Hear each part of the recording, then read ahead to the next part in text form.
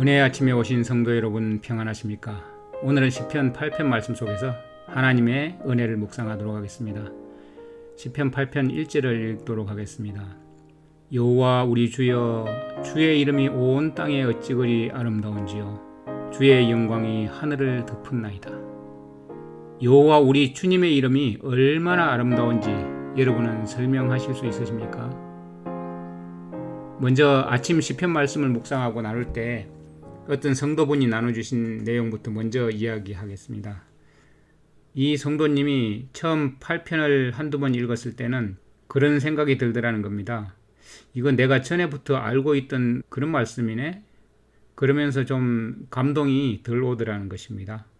예전 같으면 이렇게 감동이 오든지 안 오든지 그냥 넘어갔을 텐데 그날은 발표를 해야 되기 때문에 기도를 안 할 수가 없어서 기도하면서 다시 이제 여러 번 읽다 보니까 2절이 좀 생뚱맞게 그 자리에 들어가 있다는 그런 생각이 들어서 8장을 보면 하나님께 찬송하는 그런 시인데 2절은 왜 들어가 있을까 이런 의문이 들었다고 해요. 그런데 예수님께서 이 절을 인용하셨다고 하니까 더 의미가 좀 다가오는데 정말 우리가 어떤 자는 석양의 노을을 봤을 때 아름답다, 붉은색을 아름답다고 당연히 느껴야 되듯이 하나님의 이름과 우리 이 존재를 하나님께서 창조하시고 큰 사랑을 보여주신 이것을 당연히 우리가 높이고 정말 감사하고 하나님의 이름을 찬송하려고 지었다고 하셨으니까 당연히 감사를 돌려야 하고 이런 게 우리 사람의 본분으로 당연한데 그렇지 못한 심령일 때 다시 돌아봐야 되는구나 그렇게 생각을 하고 그래서 2절을 넣어놨구나 그렇게 알게 되었다고 합니다. 당연히 그렇게 찬송하는 마음이 되지 않는다면 대적자고 원수고 보수자의 입장에서 설 수밖에 없다는 것을 그분이 묵상하는 중에 깨닫게 되었다고 합니다. 그러니까 성도분 본인은 제사장들과 바리새인들이 먼 2000년 전에 그런 남이 아니라 지금 이 순간에 내가 당연히 그런 석양의 아름다움을 보고 아름답다고 느끼지 못한다면 이상하듯이 하나님의 이 아름다우심을 볼 수 있구나. 처음에 읽었을 때는 다윗이시구나 그냥 그렇게 느꼈다고 합니다.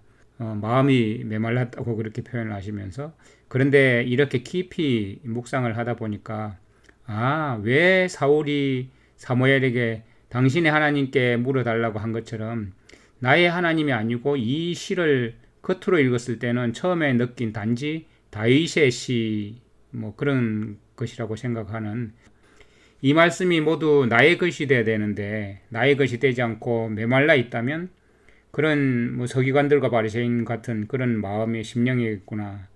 또 이 서기관과 바리새인들이 그 입술에 하나님을 많이 이야기하고 하나님의 일을 한다고는 하지만 사실상은 하나님을 대적하는 대적자의 입장에서 일을 했구나 그런 생각이 들었고 정말 깨끗하고 단순하고 이 어린아이와 젖먹이만도 못한 그런 심령이 되어서야 되겠는가.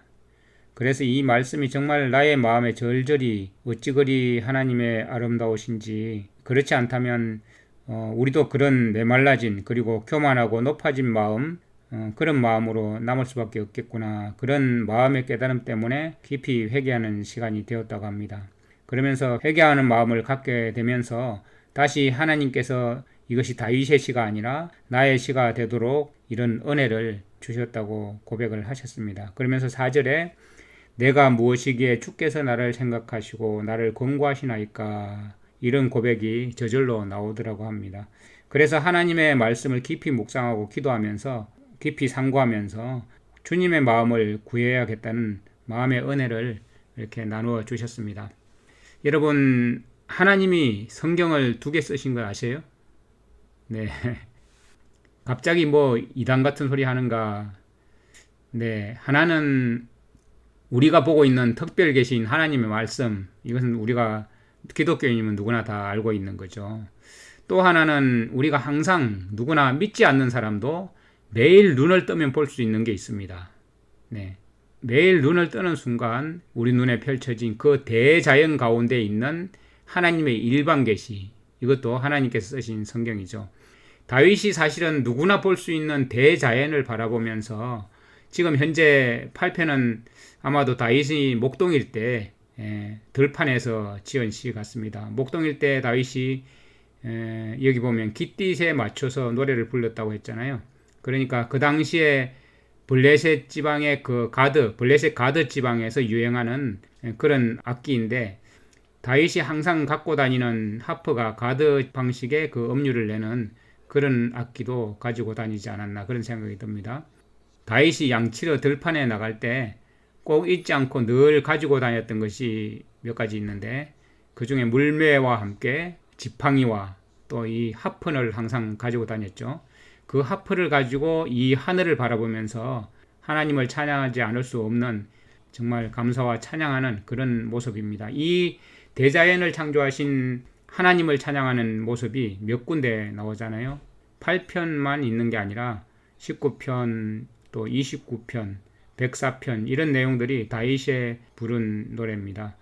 좀 특이한 게, 다윗의 시편들을 보면 특히 8편은 처음 자기가 말하고자 하는 사상이 나와요. 시작부터 자기가 강조하고자 하는 그런 사상이 나오고, 맨 마지막에 가서 다시 그것을 되풀이해서 결론 짓는 그런 구조로 되어 있거든요.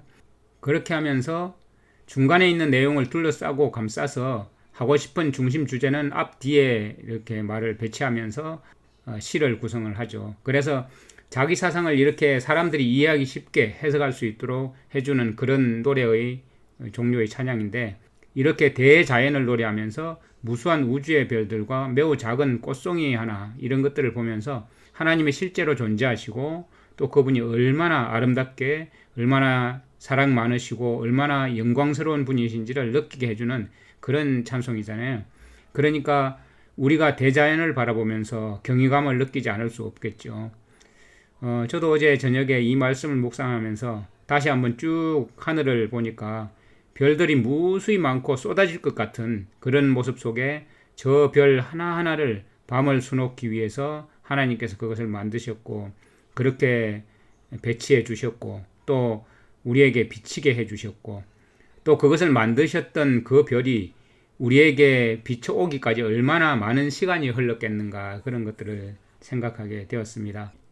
우리의 유한한 눈에 보이기까지, 오래전에 비쳤던 그 빛이 우리에게 도달하기까지 그만큼의 시간이 걸리는데도 불구하고 지금 우리에게 보여지고 있는 그런 모습들, 그리고 이 별들을 보면 우리는 정말 아무것도 아니고 창조의 광대하심에 비교할 수 없는 그런 존재, 먼지 같은 존재, 어쩌면 우주를 놓고 비교해 볼 때 먼지도 아니죠. 네. 아예 보이지도 않으니까. 우리 같은 존재는 아마 우리를 담고 있는 지구도 그 점도 안 될 거잖아요. 그런데도 불구하고 하나님은 우리를 돌보시고 또 천사들보다 조금 낮게 하셨지만 우리를 영광으로 간시우신다, 이런 표현을 하고 있죠. 또 모든 만물을 다스리게 하신다, 이런 표현도 보면 하나님은 너무나 놀랍습니다. 감사하지 않을 수 없죠. 이렇게 정말 노래를 안 할 수가 없는 것 같습니다. 그런데 2절에 보면 주의 대적을 인하여 어린아이요 젖먹이, 이렇게 나오잖아요. 이 대적이라는 단어가 좁다, 묵다, 속박하다, 이런 뜻인데, 그러다 보니까 누구누구를 대적해서 적의를 품다, 이런 뜻이 포함되어 있거든요. 그러니까 이 대적은 교만해서 자기밖에 몰라요. 아주 좁아요. 그러니까 속이 좁고 자기 울타리 안에 갇혀있는 그런 모습을 나타내는데, 아주 폭이 좁다는 거죠. 생각 구조가 너무 좁다는 거예요. 그러니까 하나님의 놀랍고 위대하신 이런 장면들, 이런 정말 놀라운 광대한 장면들의 창조의 장면들을 보고도 마음이 넓혀지지 않고 좁아지는 모습을 나타낼 수 있는데, 하나님은 이 광대한 자연을 보고 마음이 넓혀져서 정말 하나님을 알도록 이렇게 우리에게 베풀어 주셨어요.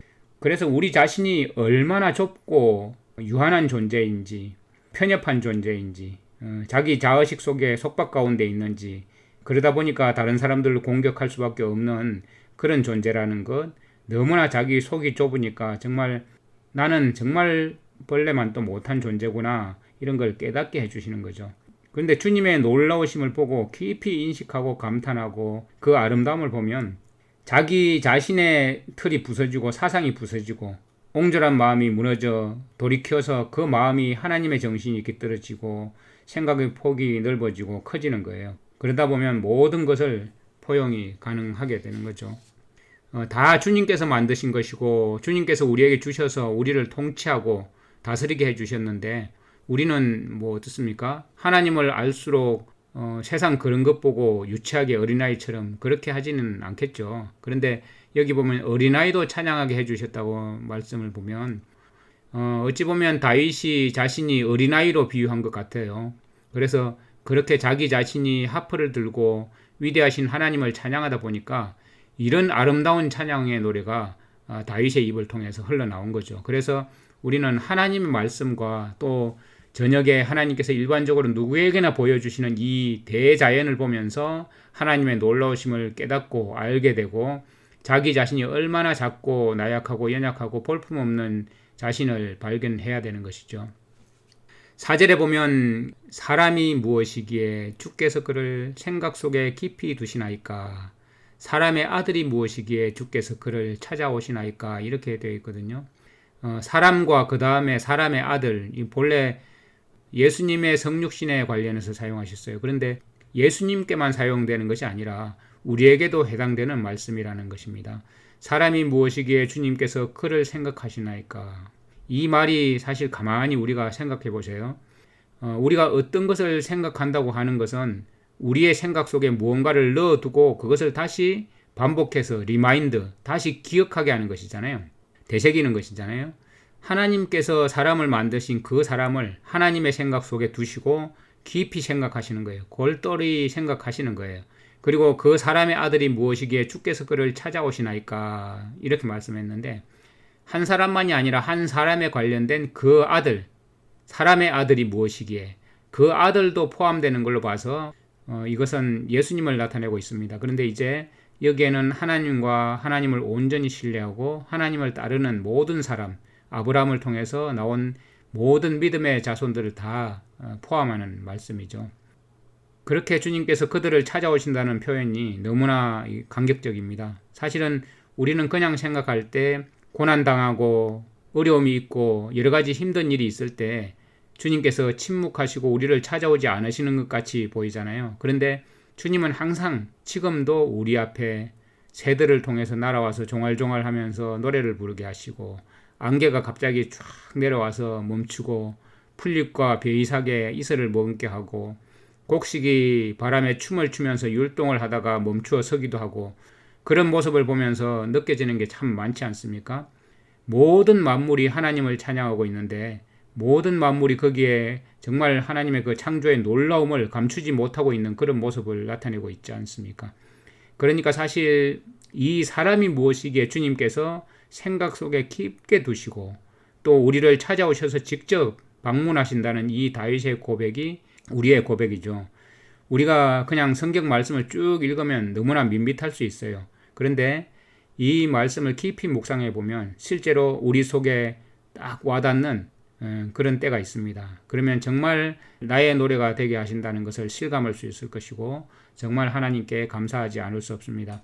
그래서 이런 모습이 이제 2절에 그렇게 주의 대적과 어린아이 이렇게 대조하면서 교만하고 인간적인 힘으로 자기를 자랑하면서 하나님의 존재를 무시하고 이런 사람과 그 다음에 어린아이 같이 정말 다윗이 무서울 때 하나님을 찾았고 늑대가 나타나고 곰이 나타나고 할 때 양들을 지키기 위해서 하나님 어떻게 해요 하고 하나님을 찾았던 그 다윗의 심정을 그대로 말하는 것이에요.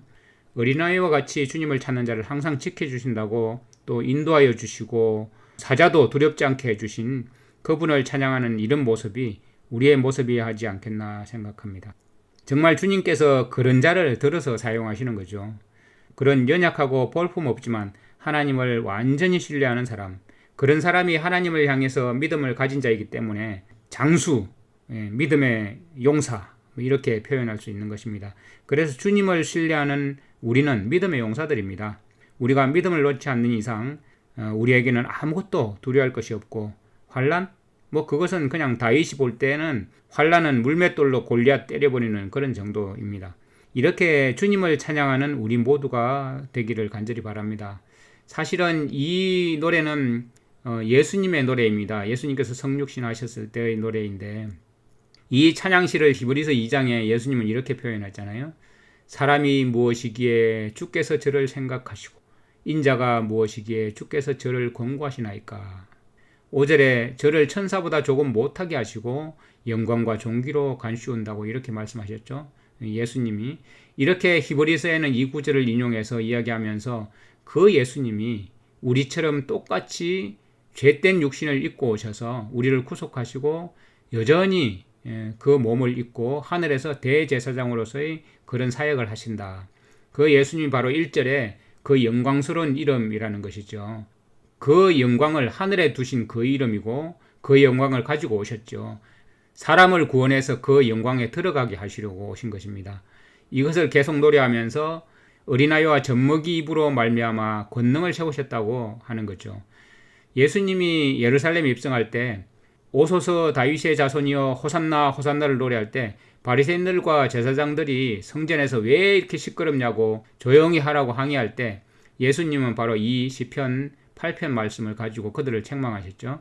예수님이 우리처럼 똑같은 육신을 입고 오셔서 구속을 이루시고 또 부활한 몸을 입고 하늘에 오르셔서 영원히 참 사람으로 인류의 죄의 흔적, 그 십자가의 상처를 가지신 분이 영화와 존귀로 간수하셨고 주의 손으로 만드신 것을 다스리게 하고 또 만물을 그 발 아래 두신 그 이름, 그 이름이 온 땅에 얼마나 아름다운지요.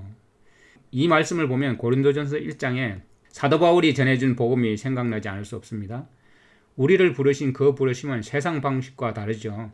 육체를 따라서 지혜 있는 자, 능한 자, 학식이 있는 자가 많지 않고 정말 세상에 미련하고 약하고 천하고 멸시받는 것을 택하셔서 육체를 자랑하는 것이 아니라 그리스도의 십자가의 어리석은 것으로 하나님을 자랑하게 하고 하나님의 능하신 권능을 믿게 하시기 위해서 부르셨다는 거죠.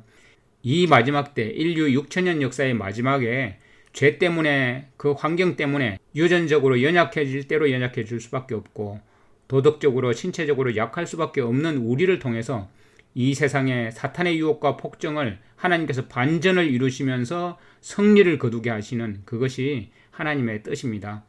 하나님의 창조의 섭리 속에서도 가장 아름답게 창조한 사탄이 반역하고 타락했지만 모든 창조물 중에서 가장 연약하고 보잘것없는 흙에서 지어졌고 흙먼지인 우리 인생에게 하나님의 영광과 존귀로 왕관을 씌워주셔서 온 우주에 내세우면서 하나님의 능력, 하나님의 장엄하심, 하나님의 섭리의 놀라우심을 선포하기 위해서 우리 인간을 흙먼지로 만드신 주님을 우리는 찬양해야 됩니다. 그래서 하나님의 아들이 무엇이기에 그를 권고하시나이까? 이 권고한다는 뜻, 찾아온다는 이 단어가 찾아오셔서 살피시기도 하지만 임명하신다는 뜻도 있습니다. 온 우주에 하나님의 의, 하나님의 오르심을 선전하고 정언하고 노래하도록 우리를 찾아오셔서 임명했다는 사실을 여러분은 아십니까? 네, 너무나 감사한 일이죠. 우리가 이 땅에 살아가면서 여러 가지 힘들고 지치고 어려울 때마다 우리의 눈을 들어서 하늘을, 밝은 태양과 깜깜한 밤에 수놓은 하나님의 그 별들의 빛을 보면서 또 주변의 나무와 풀들과 꽃들과 또 흐르는 강물과 출렁이는 바다를 보면서 우리 하나님의 변함없으신 그 신실하신 약속의 눈동자를 바라보도록 합시다.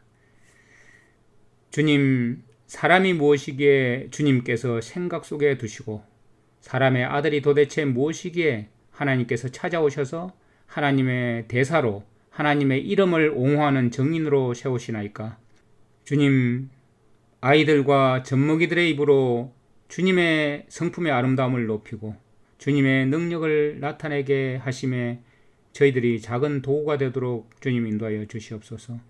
우리를 죄악 가운데서 구원하시기 위하여 육신을 입고 오셔서 우리의 모본이 되시고 우리의 죄를 대신 지시고 죄 자체가 되셔서 십자가에 죽으심으로 우리의 죄를 사하시고 죄와 사망의 권세를 이기시고 우리에게 생명을 주시기 위해서 부활하셔서 우리의 대제사장으로 끊임없이 중보하시고 능력을 공급해 주시는 우리 주 예수 그리스도 이름으로 감사하며 기도드립니다. 아멘.